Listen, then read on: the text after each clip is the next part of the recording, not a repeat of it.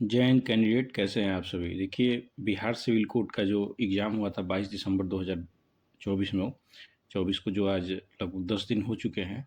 तो उस एग्ज़ाम के बारे में जो है अलग-अलग जगह पे सभी कोई अपने-अपने हिसाब से जो है एक कट ऑफ डिसाइड किया हुआ है। कोई कह रहा है कि 60 से 62 होना चाहिए। कल मैं एक जगह देख रहा था तो एक लोग बता रहे थे कि जो सामान्य वाले हैं वो 50 में ही तैयारी करें, तो उनका कुछ मुझे जेन्युइन लगा। देखिए, एक कारण है, आप जो है कट ऑफ के चक्कर में मत पड़िए। देखिए, थंबनेल तो देख के आप समझ गए होंगे। मैं आज आपको एक दो चीज़ों पे आपका मैं एक चर्चा करूँगा जिसमें आपको बताऊँगा और आपको लगेगा कि हाँ, मुझे तैयारी करना चाहिए। देखिए, आप जो है पहली एक तो चीज़ दिमाग से निकाल लीजिए। कट ऑफ जो है, कोई भी एग्ज़ाम जब उसका कॉपी का इवैल्यूएशन होगा, जब ओएमआर जँचेगी, उसके बाद ही पता चलेगा कि हाँ, कितने कैंडिडेट जो है कितना क्वेश्चन किए हुए हैं। कोई भी कैंडिडेट है वो बोल सकता है 60 नंबर करके आया है, बोलेगा बाहर आके बोलेगा कि मैं 70 नंबर किया हूँ। कोई बोलेगा 75 नंबर किया हूँ। तो देखिए, एक चीज़ है, जनरली 10 से 15% कैंडिडेट ही जो है वो एग्ज़ैक्ट बताते हैं कि वो कितना किए हुए हैं, और ख़ैर जब रिज़ल्ट आता है तो सबको पता है होता है कि क्या होता है। पहली चीज़ तो ये है कि 2 साल पुरानी वैकेंसी है।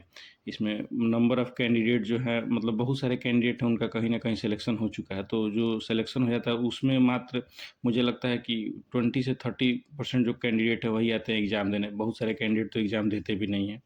तो एक जो है वो, मतलब बहुत ज़्यादा पढ़ने वाले हैं, उनका कहीं हो चुका है तो वो यहाँ पे अब आएँगे नहीं। अगर उनका कहीं बढ़िया जॉब होगा तो वो क्यों आएँगे यहाँ पे सिविल कोर्ट का करने? क्योंकि देखिए, इसमें एक लंबा प्रोसेस है, 3 स्टेप का एग्ज़ाम है। पहले प्री हो रहा है, फिर मेंस हो रहा है, उसके बाद फिर इंटरव्यू होगा। तो जो है एक एक नॉर्मली किसी एग्ज़ाम में एक एग्ज़ाम होता है, तो जो है वन डे एग्ज़ाम होता है, तो उसमें लोग आ जाता है कि चलिए भई ये दे दिए, रिज़ल्ट आएगा तो देखा जाएगा। इसमें क्या है, 3 स्टेप में है। आपको 3 बार आना-जाना पड़ेगा। तो बहुत सब कैंडिडेट इसके चलते भी नहीं आए, जो सीरियस कैंडिडेट हैं वो जो है उनका कहीं न कहीं हो चुका है। अब जो इसमें रह गए हैं, जो अब इसमें कुछ अगर सीरियस कैंडिडेट होंगे तो मान के चलिए बहुत ज़्यादा होंगे, तो 50 से ऊपर कैंडिडेट इसमें ऐसे 85,000 कैंडिडेट होंगे जो मतलब कि इस एग्ज़ाम को बहुत सीरियसली लिए हुए होंगे। ठीक? देखिए, दूसरा चीज़ जो है, मैं एक चीज़ क्या कह रहा हूँ कि पियून के अभ्यर्थियों को परीक्षा में क्या सावधानी रखनी है। तो इसके बारे में देखिए, पहले मैं आपको एक बात बता देता हूँ। एक कैंडिडेट जो है मुझे भेजे हुए हैं, उनका पटना में सेंटर था। वो सारा चीज़ अपना बताया, मैं उनसे फ़ोन बात भी किया तो वो बताए थे अपना अनुभव। थोड़ा वो डरे हुए हैं अपने एग्ज़ाम को लेके। ख़ैर उनका पेपर तो अच्छा गया है, लेकिन जो होता है वहाँ पे स्कूल में ऐसा कुछ उनके साथ सिचुएशन बना, उन्हीं के साथ नहीं, पूरे एक कमरे के साथ ऐसा सिचुएशन बना कि जिसमें सभी लोग असमंजस में, सभी लोग में कुछ कैंडिडेट जो है सेफ मोड में हैं, लेकिन वो उनके हिसाब से 3 कैंडिडेट ऐसे हैं जिनको मतलब अपने आगे रिजल्ट को लेके संशय है। तो उनसे मेरी बातचीत हुई, तो वो जो है एक मतलब पटना में एक सेंटर है, मैं आपको पहले सब कुछ दिखा देता हूँ, डिटेल में समझा देता हूँ। देखिए, उसमें हुआ क्या था कि अभी देखिए, आज जैसे आपको पता है कि मतलब बहुत सारे विद्यालयों में नए-नए शिक्षकों की बहालियाँ हुई हैं।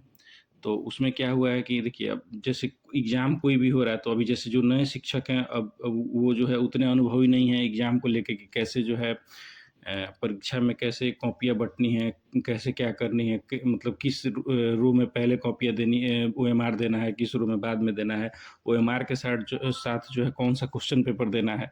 अगर आप एग्ज़ाम दिए होंगे तो आपको पता होगा कि ओएमआर और जो है आपका क्वेश्चन बुकलेट, दोनों में जो है लास्ट का डिजिट जो है, नंबर जो है वो मैच हो रहा था। तो बहुत सब जगह पे जो है ऐसे ही चला गया है। मुझे तो जैसे जनरल एक लोग जो है विथ मतलब प्रूफ़ हमको बता रहे थे, क्योंकि वो अपना जो है सारा ओएमआर नंबर और रूम नंबर, स्कूल नंबर, वो सब चीज़ मुझसे शेयर किया, क्योंकि वो जो है अपने जो वो सब कुछ नोट करके लाए हैं। वो इसलिए लाए हैं कि अगर कल के डेट में उन्हें अगर लगता है कि जो है उनका नंबर जो है कट ऑफ से ज़्यादा है, और अगर उनका रिज़ल्ट नहीं होता है, तो वो उनका ऐसा मानना रहेगा कि जो है स्कूल की गलती के चलते, जो विद्यालय की गलती के चलते, जो उनके रूम में जो है इन्विजिलेटर थे, उनके गलती के चलते उनका रिज़ल्ट जो है वो रुकेगा।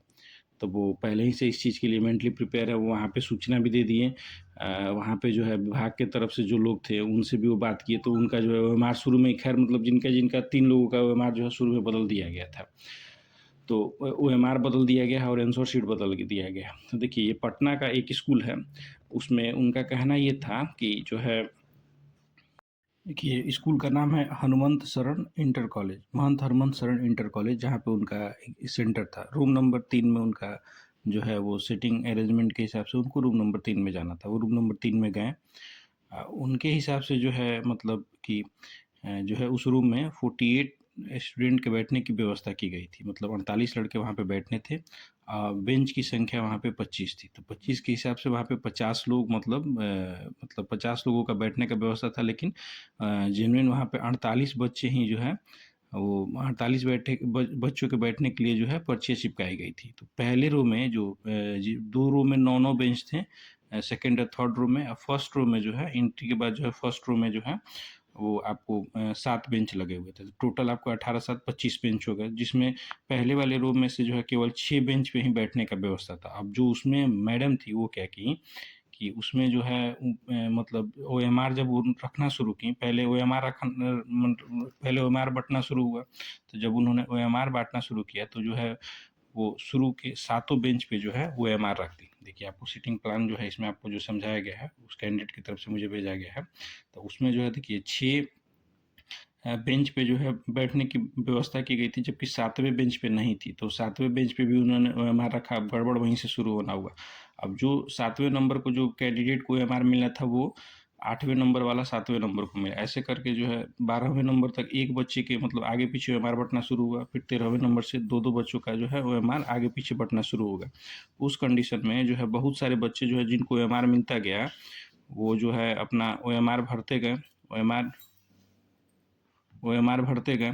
उसमें क्या हुआ कि लास्ट में जाके जो है जब 48 बच्चे जो है 48वें बच्चे तक वो पहुंची तो 46वें बच्चे पे उनका ओएमआर ख़त्म हो गया। उसके बाद जो है जब उन्होंने पूछना शुरू किया किसी बच्चे को 2 ओएमआर मिला है क्या? ओएमआर जो है किसी बच्चे को मतलब डबल ओएमआर तो नहीं दे दिया गया है।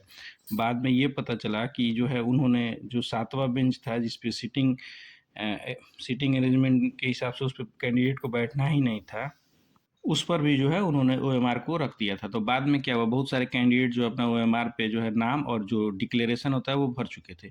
कुछ कैंडिडेट जो है उसमें गोला भी कर दिए थे। तो देखिए एक जो है इसमें कुछ एक अच्छा चीज़ ये भी था कि 48 कैंडिडेट में केवल उस रूम में 18 कैंडिडेट ही जो है वो प्रेजेंट थे। 30 कैंडिडेट जो है उसमें एब्सेंट थे। तो उसमें क्या हुआ कि जो तो उसमें मतलब सबका फिर ओएमआर कलेक्ट किया गया। फिर ओएमआर कलेक्ट करके नए सिरे से बांटना शुरू किया गया। तो उसमें 3 कैंडिडेट ऐसे थे जिनको ओएमआर जो है मतलब वो ऐसे कैंडिडेट का ओएमआर मिला जिनके आगे 2 जो कैंडिडेट बैठे हुए थे वो प्रेज़ेंट थे, तो वो तो भर चुके थे। तो जिसमें एक कैंडिडेट में जो है जनरली वो कुछ अभी भरा नहीं था बेचारा। वो जो है एक कैंडिडेट में जो है मतलब केवल डिक्लेरेशन का पहला वर्ड लिखा हुआ था क्योंकि वो लास्ट में कैंडिडेट था। वो 48 नंबर पे जो कैंडिडेट था जो सबसे लास्ट रो में कैंडिडेट बैठा हुआ था उसका ओएमआर मिल गया। अब आया बीच में 2 कैंडिडेट बैठे हुए थे उनको भरा हुआ ओएमआर मिला। तो जिस कैंडिडेट का ये मैटर है मतलब 2 कैंडिडेट थे उसमें, दोनों बीच वाले रो में बैठे हुए थे। तो उनको जो है एक एक कैंडिडेट को जो मिलना था तो वो मतलब उनके हिसाब से सीटिंग अरेंजमेंट के हिसाब से डी सेट मिला। तो डी सेट जब मिला उसे तो उसमें जो है वो ओएमआर जो जिस बच्चे को पहले मिला हुआ था वो अपना नाम और जो अपने हैंड रिट जो अपने मतलब अपने हाथ से जो वहाँ पे डिक्लेरेशन लिखना था वो उसको भर चुका था। तो जो बाद में है मैम जो है उसमें एक दूसरे जो है रूम से किसी को बुलाई, एक दूसरे टीचर को, उनसे वो बात की। तो फिर बाद में जो है दूसरा ओएमआर जो उसके आगे वाला कैंडिडेट था, उसका ओएमआर जो है वो कैंडिडेट एब्सेंट था तो उसका ओएमआर और आंसर शीट जो है उठा के वो दे दिए। कैंडिडेट जो है कोर्ट की तरफ से भी एक इन्विजिलेटर आए हुए थे, उनसे भी कैंडिडेट ने इस बारे में चर्चा किया तो वो बताया कि नहीं ऐसा कुछ नहीं होता है। आपका जो ओएमआर और क्वेश्चन बुकलेट दोनों का सीरीज सेम होना चाहिए और जो है दोनों का नंबर आपका मैच होना चाहिए। मतलब उसमें लास्ट का ही नंबर जो है वो मैच हो रहा था, तो वो मैच होना चाहिए। खैर सभी कैंडिडेट का वैसा ही था। तो जो देखिए इसमें तो क्या हुआ कि वहाँ पे जो है ओएमआर चेंज हो गया, वहाँ पे हो जाएगा। अब सोचिए कि ऐसे ही अगर कहीं और भी हुआ होगा और वहाँ पे जो है मानिए कि किसी रूम में 40 कैंडिडेट हैं, 40 में से 30 कैंडिडेट आए हुए हों तो 10 कैंडिडेट अगर जो है का ओएमआर चेंज करना 10-12 कैंडिडेट का ओएमआर चेंज करना तो कैसे आप चेंज करेंगे? तो ये सब चीज़ें जो हैं ये प्यून के एग्ज़ाम में जो है ये सब चीज़ें कैंडिडेट को ध्यान में रखना होगा कि थोड़ा-सा हड़बड़ी कम करें क्योंकि देखिए शिक्षक जो हैं वो भी प्रेशर में रहते हैं। थोड़ा अभी नए-नए बहाल शिक्षक हैं, अनुभव उनको भी नहीं है। प्रॉपर जो है स्कूल की तरफ से उनको जो है उसके बारे में कोई विशेष उनको दिशा निर्देश भी शायद ना प्राप्त हो, तभी इतना जो है इसको छोटा-मोटा गलती तो नहीं कहा जा सकता है। अगर किसी कैंडिडेट का इस गलती के कारण जो है रिज़ल्ट रुकता है, तो ये बहुत बड़ा गलती होगा टीचरों की तरफ से। तो जो प्यून के कैंडिडेट हैं, वो जब अपना एग्ज़ाम देने जाएँ तो इस चीज़ के बारे में एकदम आश्वस्त हो लें, ओएमआर जब बँटे उसके बाद ही जो है अपना ओएमआर को भरना शुरू करें। हो सकता है कि आपके हड़बड़ाहट में दूसरे किसी का नुकसान होने लगे। कुल मिला-जुला के देखिए, जो वो वाला सेंटर था वहाँ पे, मतलब जो महंत हनुमंत शरण इंटर कॉलेज था, उस सभी रूम में लगभग स्टूडेंट की संख्या लगभग उतनी ही थी। 48 में, अब किसी में 30 थे, किसी में 20 थे, किसी में 18 थे, ऐसे ही करके थे। तो देखिए एवरेज स्टूडेंट जो है आप 45 टू 50% आप बोल सकते हैं। जो है देखिए तैयारी जो है आपको करना चाहिए इसलिए, क्योंकि देखिए अगर आपका इसमें नहीं होता है तो इसमें क्या है, सेम सिलेबस है, बस ये है कि इसमें आपको मेंस के लिए आपको लिखना है। प्यून के लिए जो है आपको जो है उसमें आपका ऑब्जेक्टिव क्वेश्चन आएगा, तो उसमें देखिए आप तैयारी करेंगे मेंस के लिए। अगर देखिए कट ऑफ जो है पहले से कोई डिफाइन नहीं होता है, तो कट ऑफ अगर जो है लो जाएगा तो आपको बेनिफिट हो जाएगा।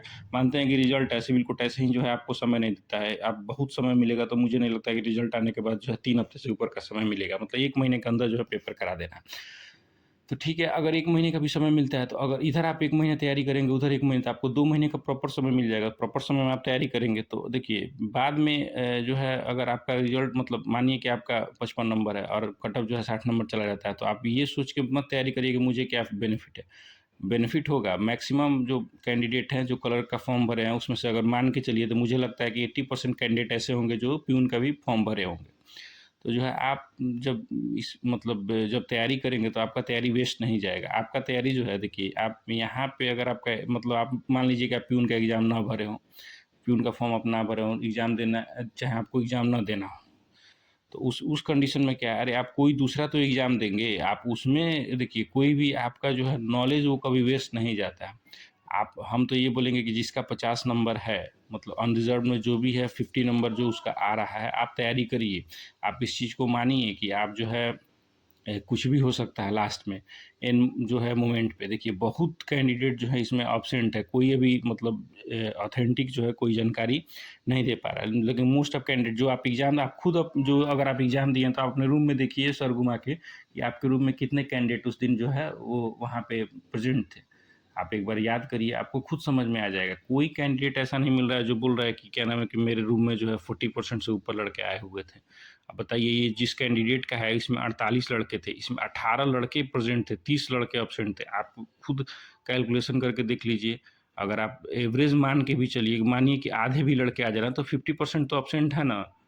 तो फिर जो है कट ऑफ कहाँ जाने वाला है। ये देखिए 60 नंबर 70 नंबर, ठीक है पेपर इजी टू मॉडरेट था, लेकिन ये भी तो सोचिए कि 2 साल पुरानी वैकेंसी है। बहुत लोग जो है तैयारी करके छोड़ चुके होंगे कि अब जब किसी एग्ज़ाम में बहुत सब डिले होने लगता है, तो ऐसे ही जो है उसमें बहुत कैंडिडेट जो है हताश होने लगते हैं। तो उसके बाद जो है 30 दिन 35 दिन पहले जो है आपको पता चल रहा है कि नहीं, मुझे जो है मैं अब एग्ज़ाम का डेट आ गया है।